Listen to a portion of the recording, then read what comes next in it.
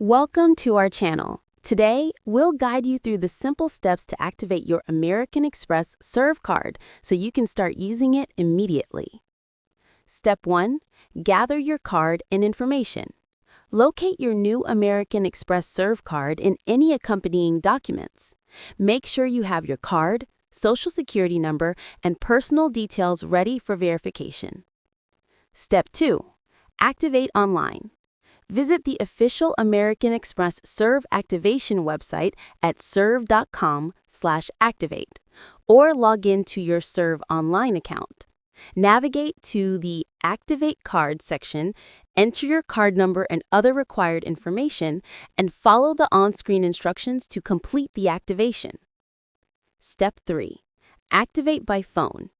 Alternatively, you can activate your card by calling the number listed on the sticker attached to your card or on the back of the card.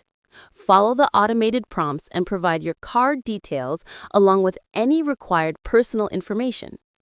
Step 4. Confirmation. Once your card is successfully activated, you will receive a confirmation message online or during your phone call. Your American Express Serve card is now ready to use for purchases, online transactions, and ATM withdrawals. Step 5. Set up online and mobile access.